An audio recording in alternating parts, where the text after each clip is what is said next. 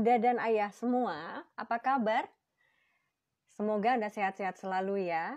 Senang sekali kita bisa ketemu lagi bersama saya, Gracia Danarti, pemimpin redaksi dan komunitas Ayah Bunda dan Parenting Indonesia. Siang kali ini kita mau ngobrol soal mengenali dan membangun karakter anak bersama seorang teman baik saya, psikolog, yaitu Vera Itabiliana Hadiwijoyo, FC, psikolog anak dan remaja dari 3 generasi. Ini Mbak Veranya sudah mulai gabung di sini ya. Saya langsung undang ke sini supaya kita bisa langsung ngobrol-ngobrol. Ya, hai. Hai, halo. Apa kabar? Baik, Mbak Gracia. Iya, Sehat, Mbak? sehat, alhamdulillah. Gimana Ya, dirimu? sehat, alhamdulillah. Bosen aja, cuma sehat. Kita bosen ya.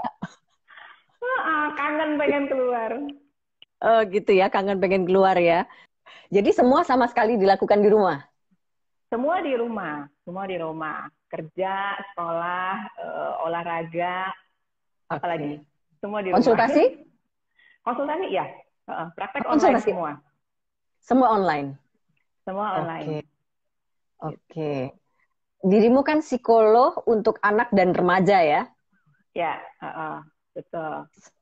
Hari ini aku mewakili 3 generasi. Ya, Mbak Vera ini adalah psikolog dari 3 generasi. Cek-cek aja Instagramnya, gitu ya. Di follow.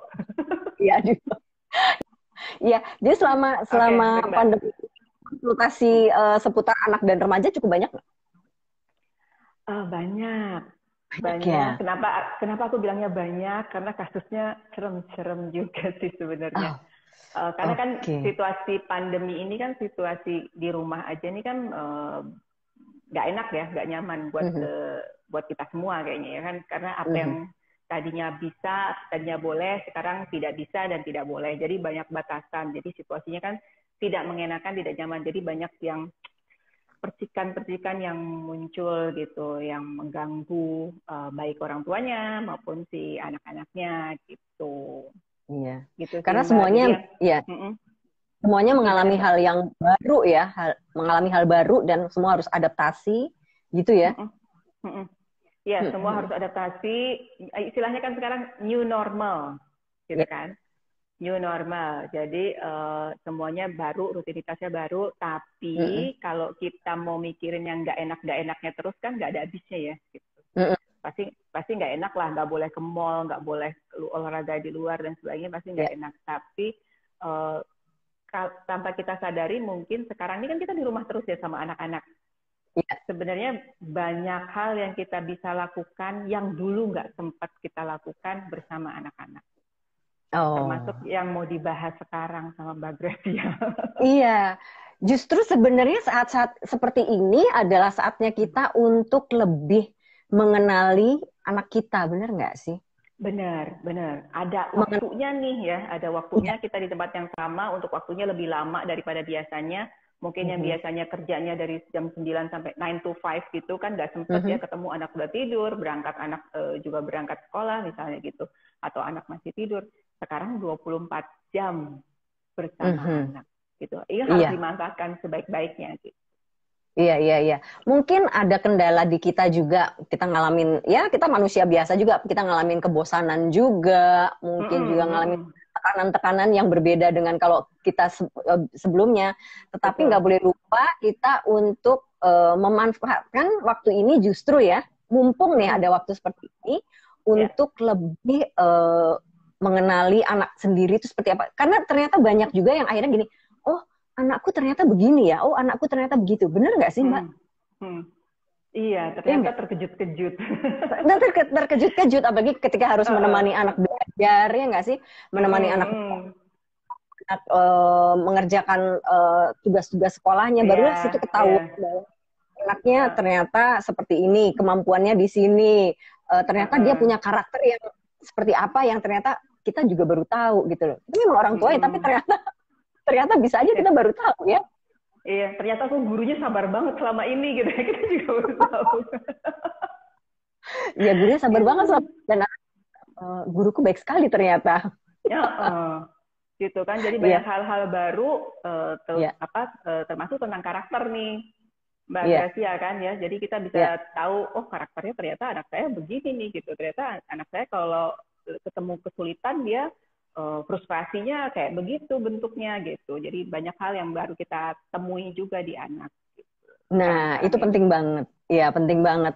Sebenarnya, Mbak Vera, karakter itu Mm-mm. apa sih?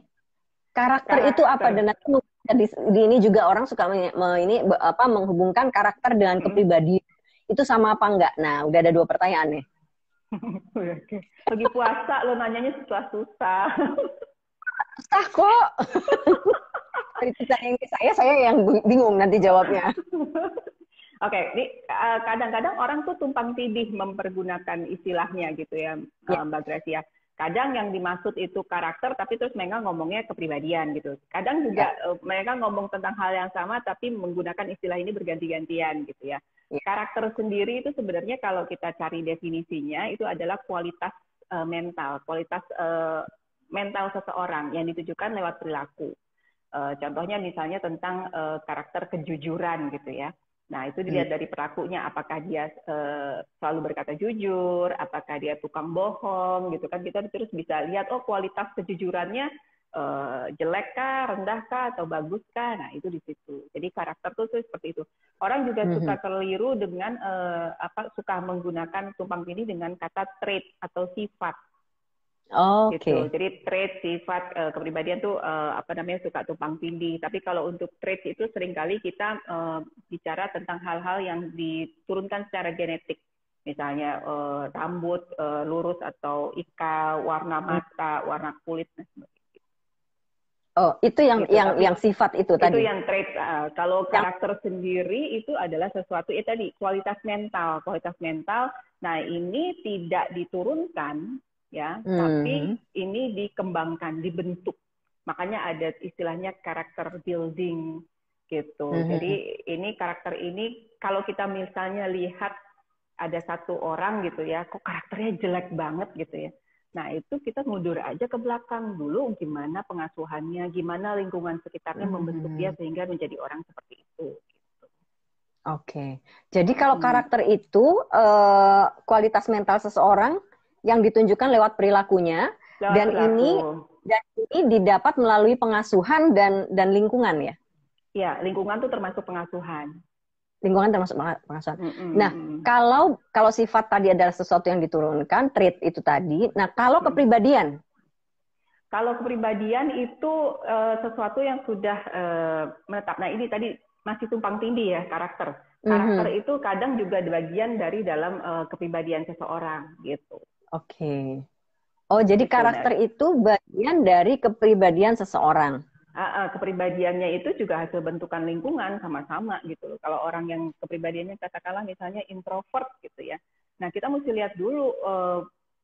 Kalau menurut saya sih nggak ada anak yang langsung terlahir, oh dia introvert, oh dia extrovert, no gitu. Yang ada yang dibawa itu adalah temperamen. Kan Oh, temperamen oke. anak, nah ini yang bawaan ya Mbak.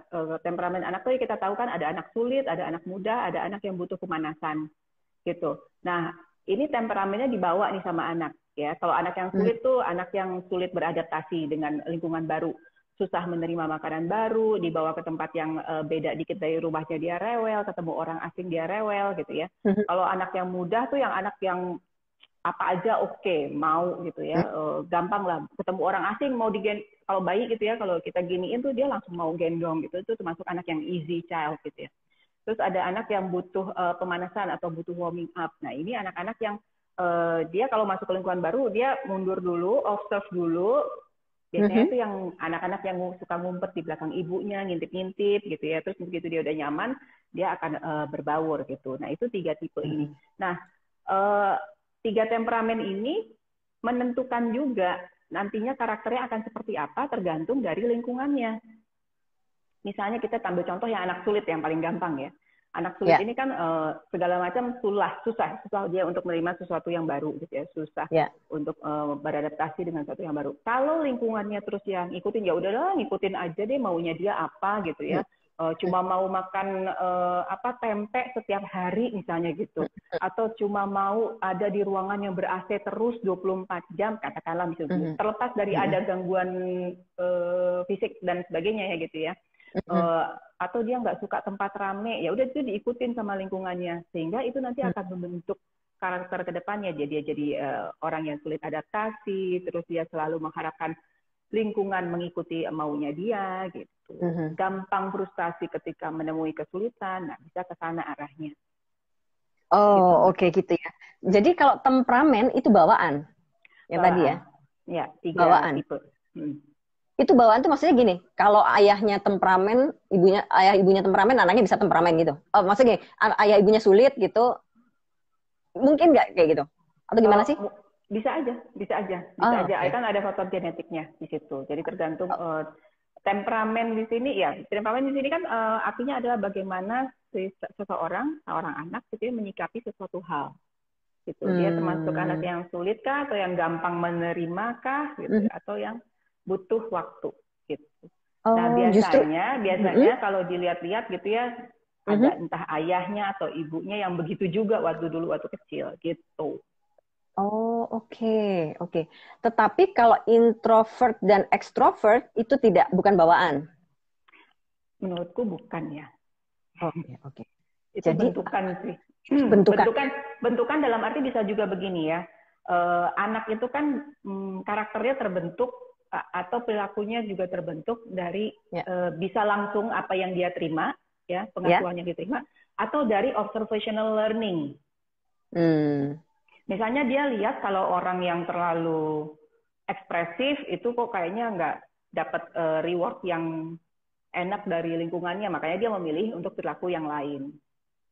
Gitu.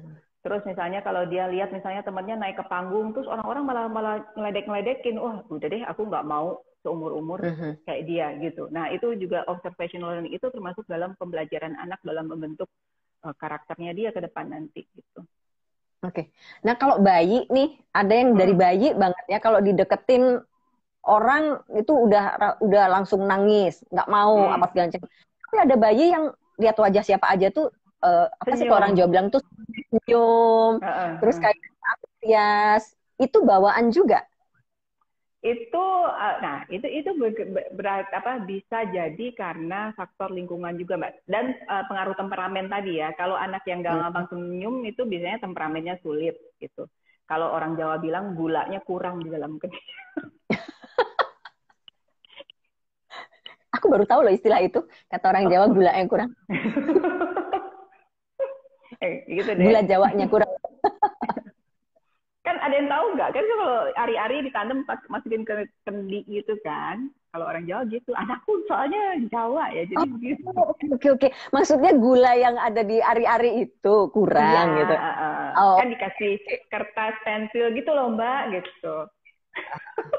Jadi mungkin supaya anaknya gampang ramah. Gulanya dibanyakin. Nggak, bercanda. Jadi itu pengaruh dari temperamen yang 3 tadi Mbak gitu. Anak yang easy, anak yang mudah itu ya dia akan, ya kita lihatnya anak yang ramah, senyum kepada siapa aja. Nah, tapi kan bisa juga pengaruh. Jadi nggak bisa lepas salah satu ya gitu. Jadi mesti dua-duanya, faktor yang dibawa juga, nature-nya juga, nurture-nya juga iya gitu. Kalau misalnya anak-anak bayi yang memang dapat perlakuannya kasar gitu ya, misalnya dia senyum nggak direspon gitu ya, sesuatu perilaku itu kan bertahan gitu ya, bisa bertahan kalau ada respon positif gitu. Misalnya dia senyum gitu, terus kita senyum, terus kita baru senyum juga. Nah itu akan bertahan tuh perilakunya karena responnya ada dapat reward yang menyenangkan buat dia gitu. Tapi kalau misalnya anak lagi senyum terus kita lempeng aja, ganti popoknya lempeng gitu, ya udah jangan harap itu akan diulang sama si anaknya gitu. Oh, oke. Itu nanti mempengaruhi nanti karakternya dia. Bagaimana kita itu ya? Nah, itu kalau kita ngomongin bayi, Mbak, 2 tahun pertama itu kan waktu di mana terjalinnya attachment, kelekatan, gitu. Nah, itu kan di situ anak membangun trust, percaya pada lingkungan, percaya pada orang lain bahwa orang lain dunia luar bisa memenuhi apa yang dia butuhkan. Nah, kalau dia merasa orang lain, lingkungan terdekatnya tidak memenuhi apa yang dia butuhkan, dia merasa tidak dipedulikan gitu ya, ya yang pertama terganggu adalah rasa trust itu sih. Gitu. Jadi dia akan tumbuh sebagai anak yang memandang orang lain negatif, jadi nggak percaya gitu. Dia nggak percaya orang lain baik sama dia. Oke, itu di 2 tahun pertama itu penting banget ya. Untuk attachment, ya. Untuk attachment itu. Oke, nah ngomong-ngomong soal karakter lagi nih. Ada berapa jenis sih sebenarnya karakter manusia atau anak itu? Banyak. Banyak ya? Banget. Yang sebutin yang umum deh. Yang umum. Karakter itu kan apa ya? Kalau kebetulan saya nggak penganut yang karakter yang apa gitu ya Mbak, yang tipe-tipe kepribadian gitu, enggak.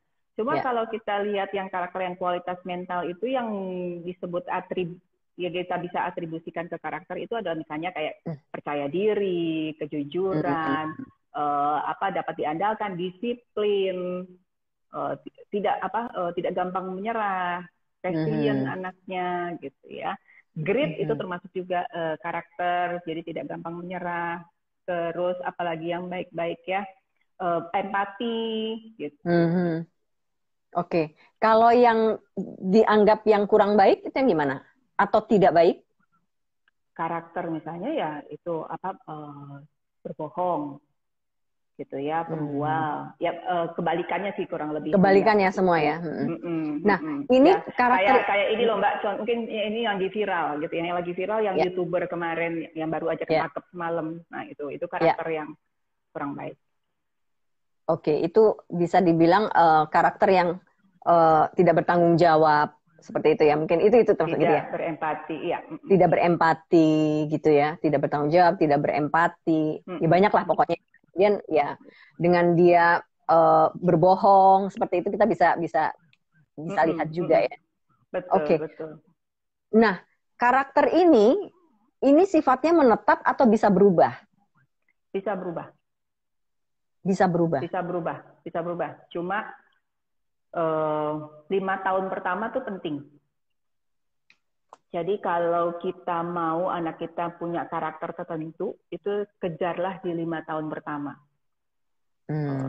Kalau saya sih sangat percaya sekali 5 tahun pertama tuh adalah masa waktu anak untuk belajar apapun yang kita mau taruh fondasinya tuh di situ di 5 tahun pertama. Kita mau dia jadi anak yang percaya diri, kita mau dia jadi anak yang mandiri, yang punya empati, yang mau bisa kerja sama orang itu di the first 5 years.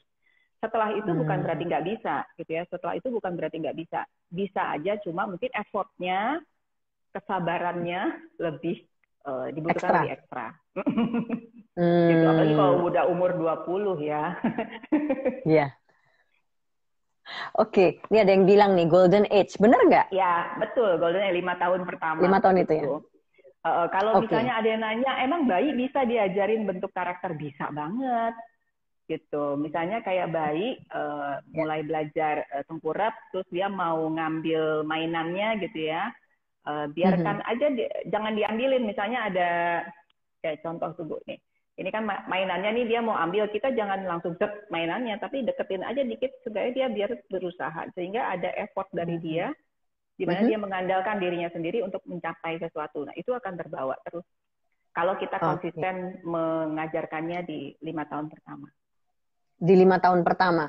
Nah, kalau di 5 tahun pertama itu basicnya udah bagus tuh karakter, dia akan bagus ke sana, yang menetap gitu, atau nanti bisa berubah lagi ketika dia berada dalam satu lingkungan tertentu, atau apa yang bisa membuat dia berubah dari karakter yang udah bagus nih kemudian berubah.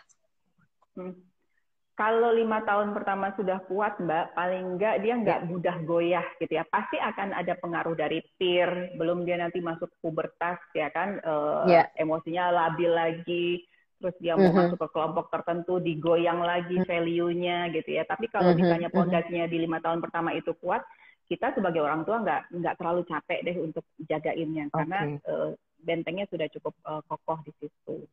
Itu tinggal ya tetap harus ada komunikasi, ada ini untuk mengcounter itu semua. Gitu. Oke. Yang membuat itu berubah itu biasanya apa sih? Maksudku pasti lingkungan di luar rumah kah, ataukah bisa saja dari lingkungan dalam? kalau karakter kan juga ada hubungannya dengan value ya Mbak. Ya. Dengan value. Jadi kalau misalnya kita mau anak kita punya karakter yang kuat, yang jelas, value kita sebagai orang tua, value yang berlaku di rumah juga mesti jelas gitu. Jadi anak tahu betul apa yang diharapkan dari dia, apa karakter apa, perilaku apa yang diharapkan dari dia. Nah, ketika misalnya value itu berubah, misalnya dia melihat ayahnya tadinya adalah ayah yang dapat diandalkan, yang setia sama keluarga, terus lagi peristiwa terjadi satu peristiwa yang merubah itu, sehingga dia mempertanyakan lagi, loh kok gitu sih, jadi value-nya gimana? Nah itu bisa berubah. Gitu. Atau dia kalau remaja sih sukanya gara-gara jatuh cinta juga bisa Mbak. Oh ya. Jadi kalau dia jatuh cinta berubah value dan karakternya gitu. Bisa, gitu. Bisa. Love is blind kan, jadi itu blinded everything. Itu contoh aja sih, contoh aja. Bisa juga karena misalnya dia ingin sekali masuk. Kalau kita bicara soal remaja ya, remaja kan ingin sekali dalam proses pembentukan jati dirinya, dia kan butuh merasa menjadi bagian satu kelompok, gitu ya. Satu kelompok sehingga dia melakukan apapun termasuk mengikuti value kelompok itu supaya diterima. Makanya kan misalnya kayak geng-geng motor, kita mungkin lihat anaknya kayaknya baik-baik aja, tapi kok dia bisa ya gabung ke geng motor gitu.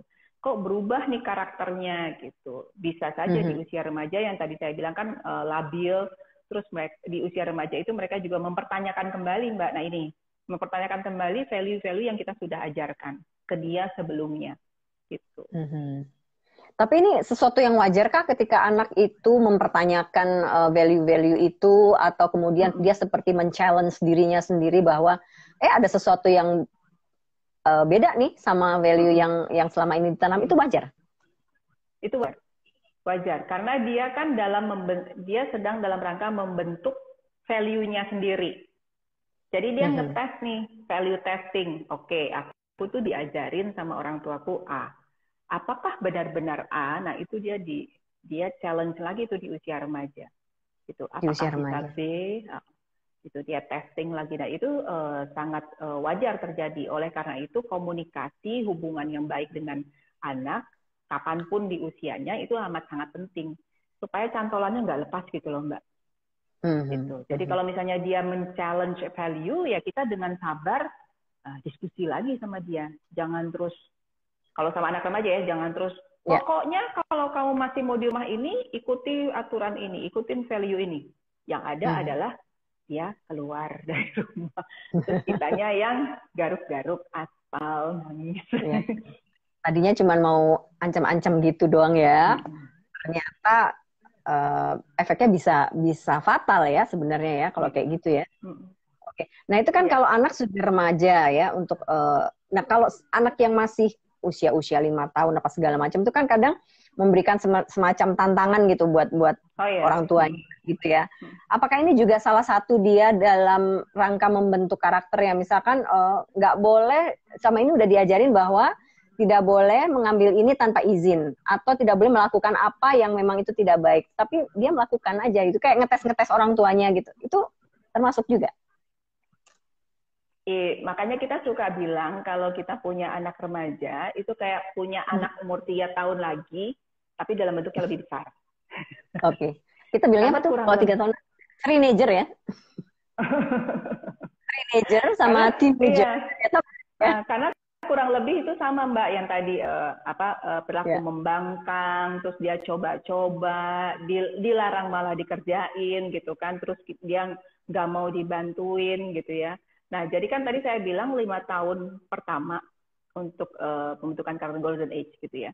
Tapi challenge-nya tadi Mbak Gracia sempat bilang challenge terbesarnya itu adalah di 3 tahun sampai umur 5 tahun. Sebenarnya udah mulai sih dari umur 1,5 gitu ya. Jadi pada masa-masa itu anak membentuk konsep akunya. Gitu. Ketika umur 1,5 tahun, 18 bulan, itu kan rata-rata anak sudah bisa jalan, sudah bisa lari. Ya. Di situ dia baru ngeh, ternyata aku bisa sendiri tanpa mama, tanpa bunda. Gitu kan. Jadi aku bisa kemana-mana tanpa bunda. berarti aku individu sendiri nih. Itu proses berpikirnya ya. Oke, kalau aku bisa ngapa-ngapain sendiri, aku juga boleh dong melakukan semuanya semau aku. Nah, itu yang terjadi. Jadi dilarang, kalau dilarang malah masa sih, terus dia ngetes.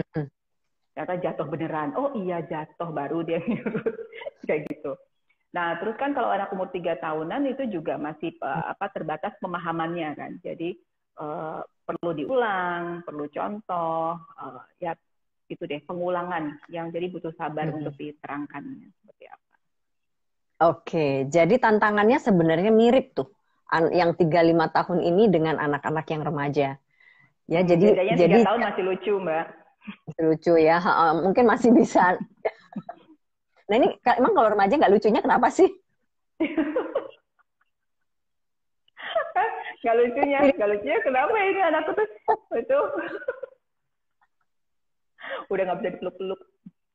Oh gitu ya? Kan kalau gemes, kalau umur 3 tahun gemes tinggal kita peluk-peluk gitu ya. Nah, kalau udah remaja udah galak, Mbak. Bisa jadi lebih galakan mereka daripada kita ya? Gitu. Oke. Gitu. Mbak Vera kan juga punya remaja kan di rumah? Iya, punya 12 tahun. Sudah mulai merasa-rasakan itu. Oke. Ngomongnya bisik-bisik. Iya kan ada di situ. Harusnya nggak boleh ya ngomongin anak kayak begitu ya. Oke, terus Mbak Vera, kalau tadi kan kembali lagi yang masalah bisa berubah apa enggak. Nah, kalau yang dari baik ke yang kemudian dia punya tantangan di luar sana dan men-challenge kita, bisa nggak kebalikannya? Misalkan dia nih karakternya terbentuknya ternyata kurang baik nih sampai dia remaja. Itu masih bisa diperbaiki nggak? Ketika dia sudah remaja atau ya seumur-umur YouTuber itulah gitu. Ya itu tadi, segala sesuatu sih pasti mungkin ya Mbak. Aku sih nggak berani bilang bahwa itu tidak mungkin terjadi. Segala sesuatu pasti mungkin gitu ya. Tapi usaha kita lebih keras gitu. Kalau misalnya contoh yang ekstrim selain yang YouTuber tadi Mbak, mungkin anak-anak yang hidup di lingkungan terorisme. Itu kan mereka paham radikalisme masuk gitu ya, empati kepada orang yang berbeda sama sekali nggak ada gitu. Nah itu ada beberapa kasus, ada penelitian yang bilang ya mereka sih bisa aja dengan proses yang luar biasa ya gitu untuk membersihkan pengaruh-pengaruh yang pernah masuk. Kalau saya ketemu sama orang tua kadang suka begini, untuk menggambarkan kita perlu usahanya ekstra. Misalnya dia 2 tahun terbiasa dimanja misalnya gitu ya. Jadi kasar-kasarnya nih ya, bukan hitungan pasti, kasar-kasarnya supaya si orang tuanya juga sabar, kita butuh 2 tahun lagi untuk mengubah itu. Gitu. 2 tahun lagi untuk mengubah itu, cukup panjang ya. Jadi daripada, dan itu pasti menguras energi dan kesabaran juga. Oleh karena itu daripada kita nanti kejadian seperti itu, dengan dari sekarang nih, ketika anak-anak masih kecil ya nggak sih, udah mulai kita sama-sama kita bantu anak untuk membangun karakternya yang baik itu, ya. Nah, Mbak, mengenali karakter anak ini gimana sih? Oh, anakku tuh seperti ini, bisa nggak dikenalin? Atau gini, itu memang dari gini, kita udah mendidik dia seperti itu gitu ya. Tapi kemudian itu menjadi karakter dia yang sangat jelas, itu gimana cara mengenalinya? Terlihat dari perilaku dia gitu ya. Terus juga terlihat biasanya itu akan terlihat menonjol kalau sedang anak terbentur masalah gitu ya, kesulitan. Misalnya dia dapat tugas dari sekolah yang susah gitu ya. Kita lihat apa yang dia lakukan, reaksi dia seperti apa. Nah, itu tergambar karakternya dia. Nah, kalau menurut saya selain momen untuk mengenali, oh karakter anak saya ternyata dia gampang frustrasi nih anaknya gitu ya. Tapi juga memandang bahwa itu momen untuk berarti kalau dia memang gampang frustasi, berarti itu ini adalah momen bagi saya sebagai orang tua untuk membantu dia membangun karakter yang lebih baik gitu. Nah, caranya bagaimana mengenali ya observasi gitu. Observasi, dilihat bagaimana dia berperilaku sehari-hari. Nah, makanya tadi balik lagi yang kita omongin di awal tuh Mbak Gracia, kesempatan di rumah aja ini selama masa pandemi itu jadinya itu sangat bisa dilakukan karena sehari-hari bersama anak di rumah. Betul, iya. Kita observasi. Ini saatnya kita melakukan observasi ya. Dicatat. Observasi. Ya, oh ini kurangnya di sini, jadi harus dikasih simulasinya apa, dikasih latihan apa gitu. Oke. Kalau anak-anak di usia dini seperti sampai 5 tahunan gitu, sebenarnya stimulasi yang paling mudah dilakukan untuk membentuk karakter baiknya ini dengan cara apa? Keseharian aja. Biasanya kalau isunya yang 5 ke bawah adalah kemandian. Mulai dari mengerjakan apapun sesuai kapasitas usianya ya, mengerjakan segala sesuatunya sendiri. Mulai dia bisa bermain sendiri tanpa ditemani gitu ya. Banyak hal, tanggung jawab juga, misalnya kalau habis rapikan gitu. Jadi yang keseharian aja yang sebenarnya kadang gini Mbak Gracia, seringkali kalau ketemu orang tua misalnya yang banyak adalah masalah ketidakmandirian ya, masalah kemandirian gitu ya.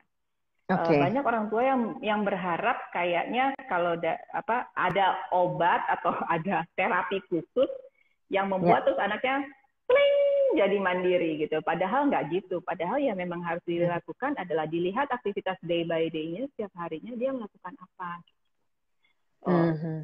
Kalau kemandirian itu jadi akar banyak karakter. Kemandirian itu bisa nyambungnya ke kepercayaan diri, bisa nyambungnya ke resiliensi, gitu. Bisa banyak hal gitu. Jadi seringkali kalau saya dapat klien misalnya katakanlah sudah usia sekolah dasar gitu ya, ada problem tertentu gitu. Tapi kalau diurut-urut bisa jadi nyambungnya karena memang selama ini tidak mandiri anaknya. Oke. Jadi itu penting sekali membangun kemandirian ya di anak-anak usia dini karena itu yang bisa membentuk karakter dia berikutnya, percaya diri, kemudian juga resiliensinya juga ya. Ya banyak banget ya kalau gitu. Nah, jadi memang lebih pada pada kesehariannya dia dan mungkin juga dari contoh-contoh dari yang value tadi sehari-hari, tapi bisa lewat kegiatan sehari-hari itu ya disampaikannya. Iya, dan contoh dari kita. Jadi kan kalau kemarin misalnya ada isu di sekolah-sekolah mau diadakan pendidikan karakter kan, Mbak, gitu ya? Iya betul ya.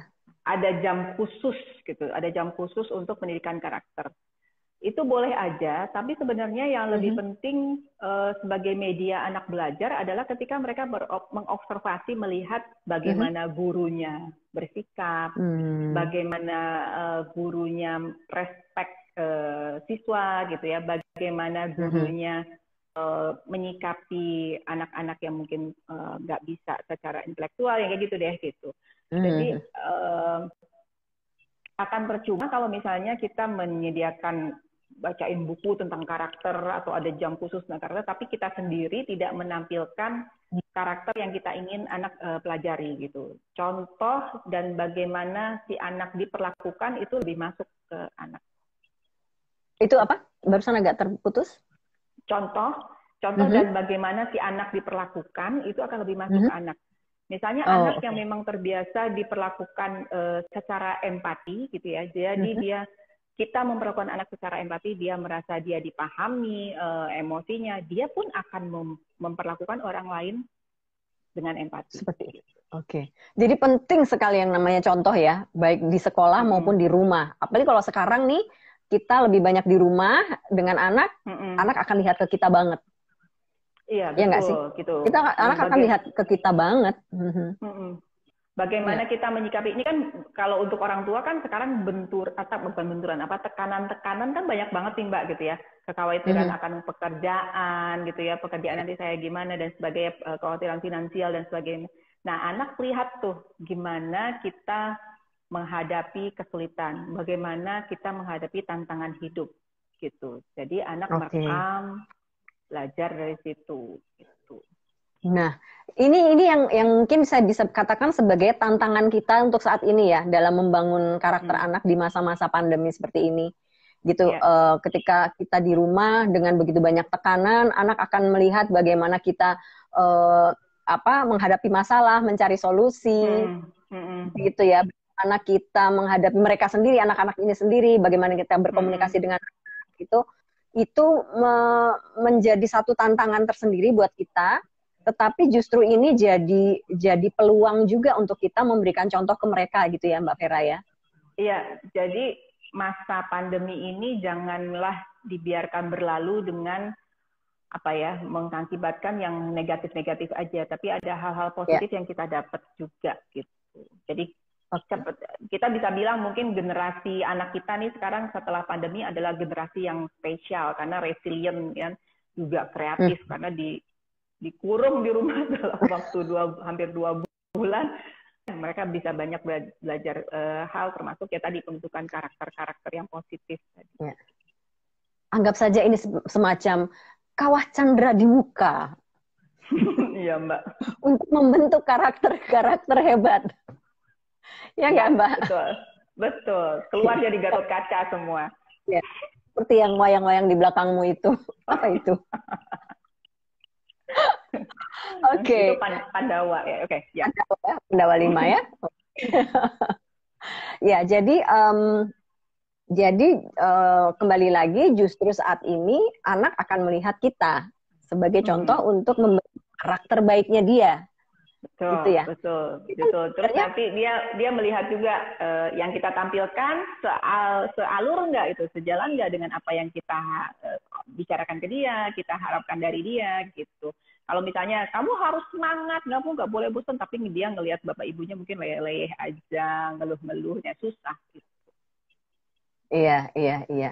Oke. Ini juga saatnya kita mawas diri nih. Karena anak ngeliatin kita terus. Ada kamera hidup berkeliaran di sekeliling kita. Tapi sebenarnya gini ya, boleh toh kita menunjukkan bahwa kita juga adalah manusia biasa, mungkin yang ketika menghadapi apa kita agak mungkin ada bingung, atau kita juga ada sedih, ada marah, apa segala macam, kan sebenarnya boleh anak melihat itu, tetapi kemudian boleh juga anak anak ditunjukkan ya, bagaimana kita kan? Ya, boleh banget kita menunjukkan bahwa kita juga bisa bikin kesalahan termasuk gitu ya.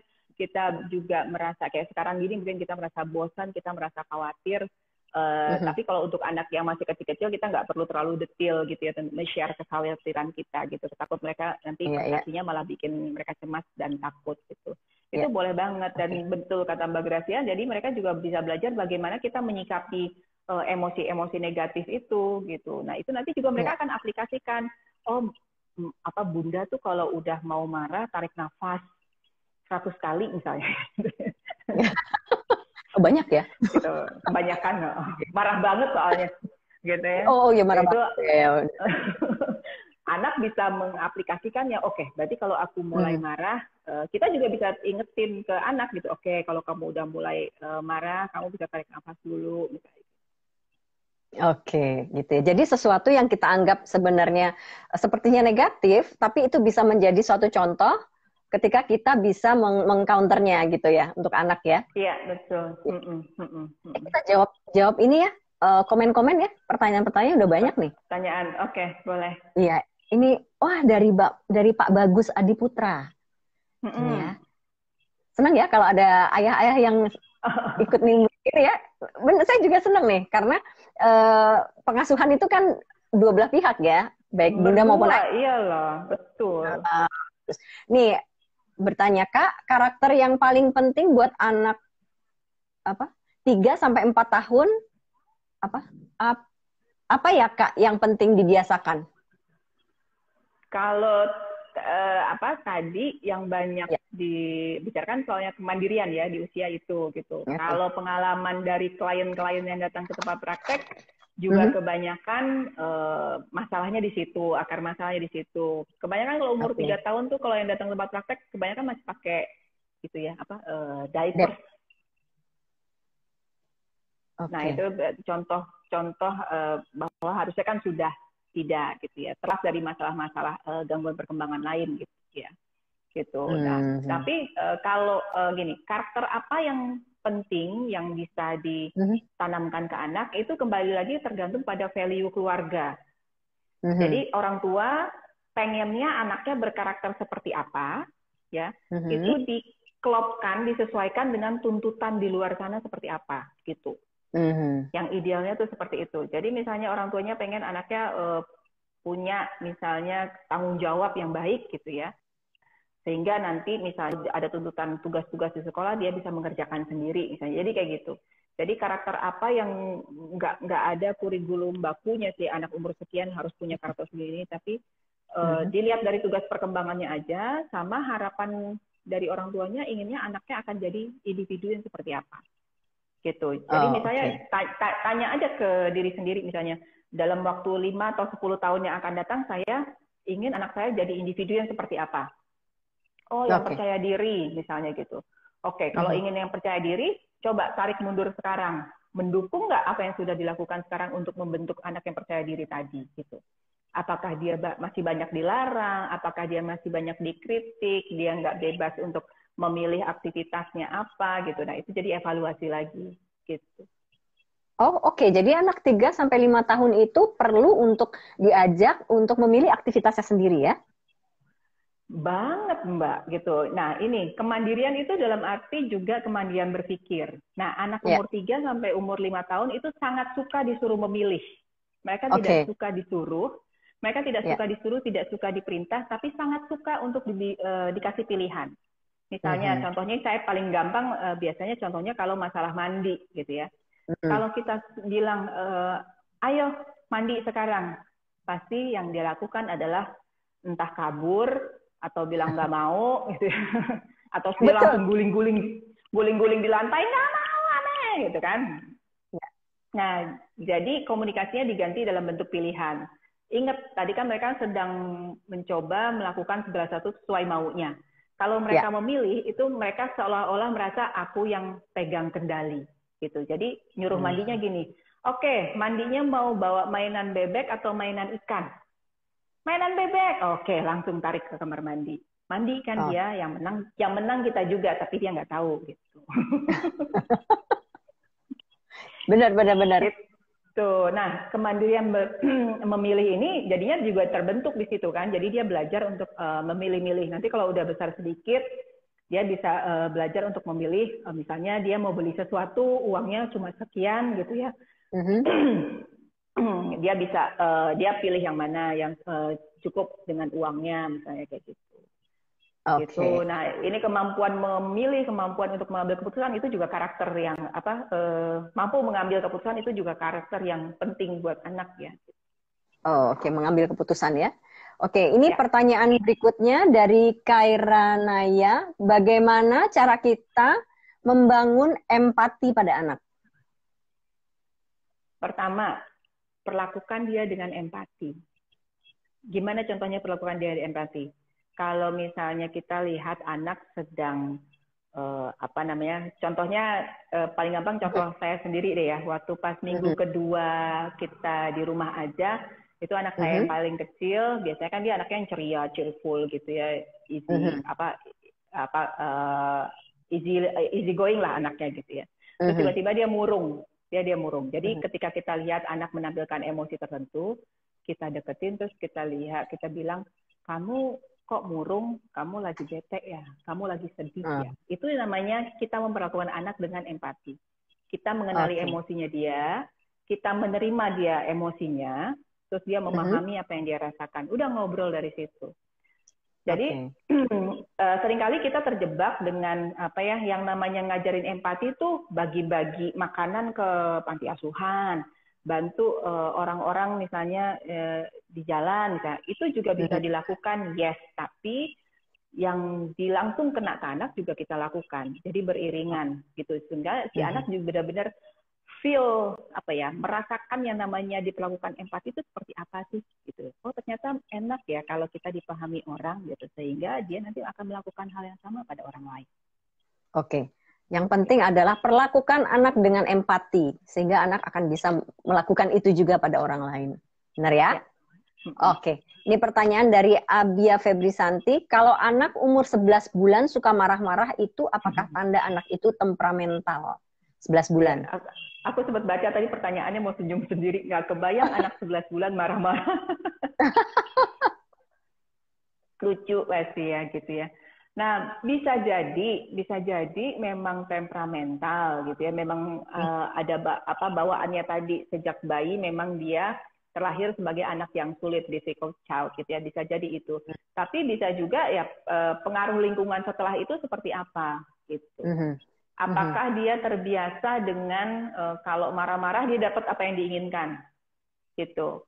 Ingat anak itu sangat mudah sekali belajar dengan conditioning. Kalau misalnya dia melakukan perilaku A, terus dia dapat sesuatu yang menyenangkan, perilaku A akan awet terus, gitu, akan dipertahankan terus. Sama juga misalnya kayak anak tantrum gitu ya, guling-guling di lantai gara-gara nggak boleh nggak dibeliin mainan, terus tiba-tiba orang tuanya datang nih dibeliin mainannya. Oke. Next time ke mall lagi dia akan melakukan yang sama karena dengan guling-guling itu dia belajar bahwa saya dapat apa yang saya mau gitu. Nah, umur 11 bulan sudah bisa seperti itu gitu. Nah, tapi juga mesti dilihat kalau masih umur 1 tahun di awal itu ya marah-marah tuh bisa karena mungkin dia lelah juga, ada yang nggak nyaman di badannya, lapar gitu ya, ngantuk gitu. Jadi banyak hal. Banyak hal ya. Ini saatnya diobservasi nih sama orang tuanya sendiri. Kenapa gitu ya?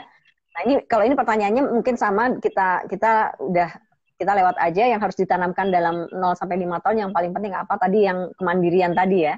Iya. Ya. Kita jawab yang lain aja deh. Apakah di masa golden age, ini dari Ibu Tia, apakah di masa golden age bisa dibentuk bakatnya? Bakat, oh ya, termasuk. Tunggu, dia bilang dibentuk ya. Kalau bakat itu dikenali. Dikenali dan dikembangkan. Bukan dibentuk tuh dalam arti dikembangkan. Jadi udah ada bakatnya, terus kita asah jadi kayak diamond gitu ya, kita ketemunya masih mentah, terus kita asah sehingga lebih cemerlang gitu. Di golden age bisa ditemu kenali bakatnya apa, tapi masih bisa berubah-berubah terus. Bunda Tia tadi ya, masih berubah-ubah terus sampai misalnya biasanya sampai pubertas akhir tuh baru mulai menetap gitu. Nah, tapi untuk supaya bakatnya keluar kelihatan yang mana, kita sebagai orang tuanya harus memaparkan dia pada semua pilihan gitu. Kalau misalnya dia cuma dipaparkan pilihannya belajar matematika, ya mungkin bakat musiknya yang nggak keluar karena tidak pernah diberi kesempatan untuk mencoba musik. Oke. Ini pertanyaan berikutnya dari Vista. Mulai usia berapa karakter anak bisa dikenali dan dinilai? Mulai usia berapa bisa mulai sedini mungkin, tapi yang biasanya yang terlihat sekali di usia 3 sampai 5 tahun gitu ya. Gitu. Dikenali untuk dikembangkan ya, jadi tidak terima sebagai harga mati gitu ya. Oh iya nih maka anak saya karakternya gini, oh anak saya memang pemalu gitu ya, sudahlah gitu. Enggak begitu. Tapi ketika kita nanti itu kayaknya dia agak malu ya kalau ketemu orang, berarti apa yang harus saya lakukan untuk memperbaiki itu. Oke, jadi mungkin jangan hanya dikenali, dikembangkan. Mungkin dia akan tetap jadi pemalu Mbak gitu, tapi gini, ada bedanya anak yang pemalu terus dia ngumpet aja gitu ya. Terus ada juga anak yang tahu aku tuh kan orangnya pemalu. Jadi nanti temenin aku dulu ya. Nah, itu si pemalu yang sudah improve. Sudah improve. Oke. Dan itu perlu bantuan dari orang tuanya untuk improve-nya itu ya. Iya. Oke. Ini pertanyaan berikutnya dari Lemoniama. Kami co-sleeping sampai sekarang, anak sudah 5 tahun. Bagaimana supaya melatih dia tidur di kamar sendiri dan atau bersama suster? Oke. Ini kamarnya pasti udah ada ya. Jadi pastikan dulu ada kamarnya. Gitu. Nah, kalau untuk dibiasakan tidur sendiri, saya sarankan sih langsung sendiri. Langsung sendiri dalam arti tidak ditemani oleh siapapun. Gitu. Ditemani boleh pada awalnya sampai dia tertidur terus ditinggal, tapi tidak ditemani sampai pagi hari. Karena kalau misalnya ditemani sama suster ya itu akan memindahkan ketergantungannya aja sih dari tadi tidur sama orang tua sekarang sama suster gitu.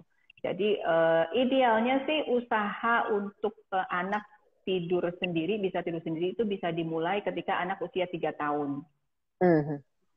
Usahanya dimulai ya, tadi saya bilang gitu. karena biasanya takes time longer than that gitu. Karena tergantung dari keikhlasan orang tuanya. Kadang seringkali sih ayah ya gitu ya. Aduh, jangan deh, nggak tega gitu ya. Akhirnya itu tarik ulur. Jadi bisa mulai dengan tahap misalnya tidur siang di kamar dia dulu.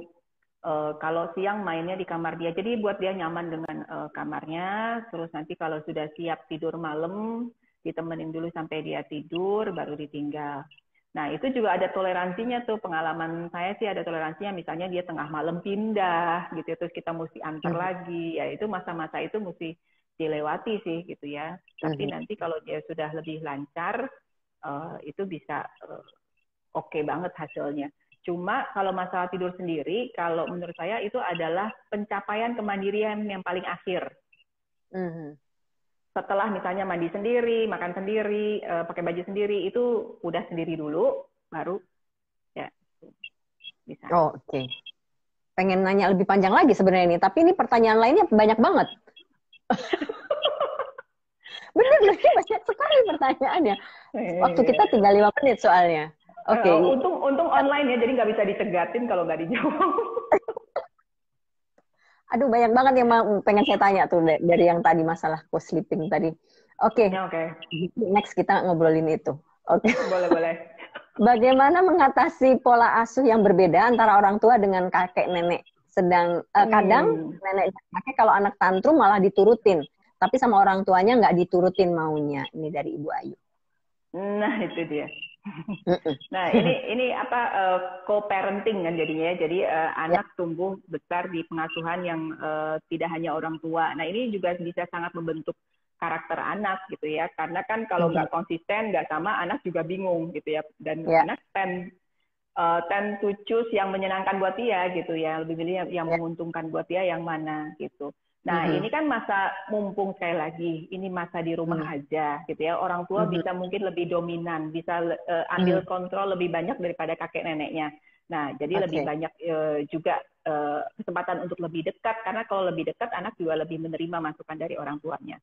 Terus tips lainnya, kakek neneknya sesekali diajak ikut IG Live Ayah Bunda biar dapat masukan yang bermanfaat gitu. Karena kalau dari pihak ketiga mereka lebih masuk, Mbak Gracia, daripada kalau misalnya anaknya atau menantunya yang kasih masukan gitu. Oke. Nah, ini bagaimana caranya agar anak bisa mengungkapkan dengan mudah apa yang sedang terjadi pada dirinya? Kita bantu gitu ya. Kamu misalnya kamu bete ya, kenapa? Gara-gara kangen sama teman, apa karena ada tugas gitu. Jadi kita kasih beberapa pilihan. Kita bisa lihat ekspresinya, bisa lihat responnya gimana kepada pilihan-pilihan kayak gitu. Itu bisa dilakukan ya. Ini agak ngebut karena waktunya tinggal dikit ya. Iya, 3 menit lagi. Jawabnya lagi langsung pindah speed. Oke. Ini pertanyaan terakhir deh kalau gitu ya. Bagaimana ini penting banget. Bagaimana dari Ibu Nida nih, bagaimana menjaga kekompakan ayah dan ibu dalam pengasuhan di masa pandemi? Kalau anak-anak tidur, ngobrol berdua, duduk berdua, saling tukar harapan apa yang mau diharapkan masing-masing gitu, terus bagi tugas gitu ya. Kalau ada pihak yang nggak tega, biasanya tuh problemnya gitu tuh ya, ibunya keras atau sebaliknya tuh salah satu pihak nggak tega. Kalau saya selalu bilang pihak yang nggak tega silakan balik kanan dulu gitu. Silakan balik kanan dulu gitu. Jadi banyak-banyak ngobrol di belakang layar gitu ya, sehingga ketika ketemu sama anak, di depan anak juga sudah sejalan gitu. Yang penting komunikasi dulu sama pasangan. Jangan komunikasinya di depan anak, karena anak bisa melihat dan anak sangat pintar ya untuk tahu, oh ini titik lemahnya di siapa, aku harus ngarahin pelurunya kemana gitu. Oke, jadi hati-hati ya. Oke deh, ini kayaknya waktunya udah habis nih. Pertanyaannya masih banyak loh, masih ada 500 mungkin ini. Loh. Ya. Masih banyak sekali pertanyaan-pertanyaan. Mungkin mudah-mudahan kita... Ada maaf ya. Ya, tapi yang penting itu ya, butuh kekompakan dari ayah dan bunda dalam mengasuh anak. Ya. Oke, Mbak Vera. Terima kasih banyak. Iya, terima kasih. Menyempatkan waktu untuk ngobrol-ngobrol dengan ayah bunda dalam waktu 1 jam ini. Mbak Vera Itabiliana Hadiwijoyo, FSC, psikolog anak dan remaja dari 3 generasi. Salam buat teman-teman di 3 generasi. Salam juga buat nanti disampaikan suami dan Mas Kukuh ya. Sehat-sehat selalu semuanya. Oke. Terima kasih Mbak Gracia, terima kasih Ayah Bunda. Ya. Sama-sama Mbak. Kita ketemu lagi ya kapan-kapan ngobrol-ngobrol lagi. Bye-bye semua. Sampai jumpa lagi semua.